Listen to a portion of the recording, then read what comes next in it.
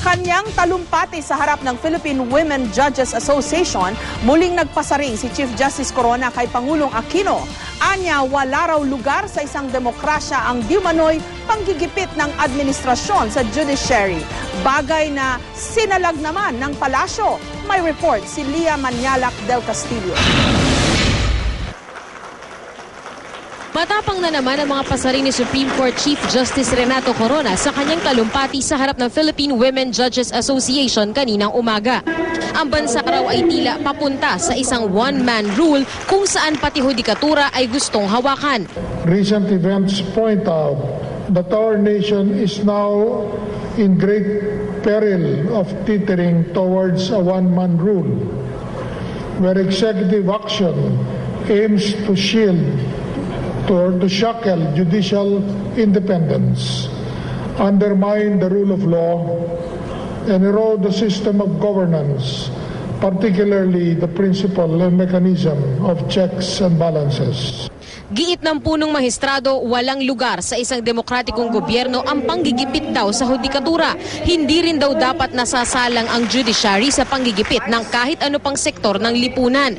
The judiciary must be insulated from political pressures, popularity surveys, lobbyists, private partisan interests, undue influence and or outright coercion from the executive or legislative departments or from major private stakeholders.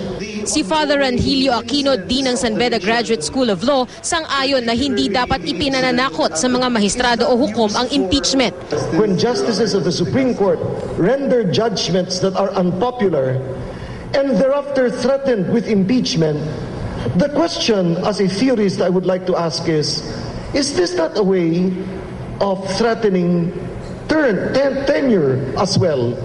Ang Speaker ng Kamara na si Quezon City Representative Sonny Belmonte hindi sang-ayon sa mga pahayag ni Corona. Ridiculous. Ang Malacanang sinalag din ang banat ni Corona. This is a ridiculous accusation. The democracy in this country has never been as vibrant as in the last decade. Dalawa sa mga babaeng mahistrado ng Korte Suprema ang dumalo sa programa. Si Associate Justice Teresita Leonardo de Castro na inihalin tulad pa ni Corona kay dating Associate Justice Cecilia Muñoz Palma, ang kauna-unahang babaeng mahistrado ng Korte Suprema na lumaban noon sa diktatorya. Pinuri rin ni Corona si Associate Justice Estela Perlas Bernabe na isang appointee ni Pangulong Aquino. Is standing solidly behind the Chief Justice.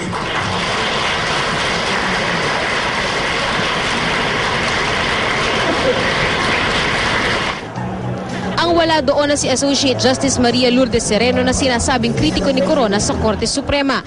Pero paglilinaw ng Supreme Court, wala si Sereno dahil hindi pa siya nakakapanumpa bilang miyembro ng PWJA. Lia Manialac del Castillo, GMA News. Mabuti na raw ang pakiramdam ni Pangulong Aquino ayon sa tagapagsalita ng palasyo. Kasunod yan ang balitang nagkasakit ang Pangulo kahapon kaya hindi nakadalo sa ilang nakaschedule na aktibidad.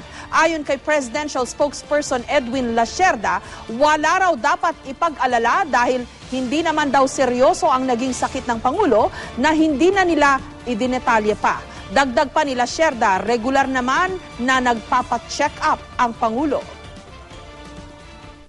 Kahapon he wasn't feeling well, but he worked from home. Ngayon he is recovering but he is up and about.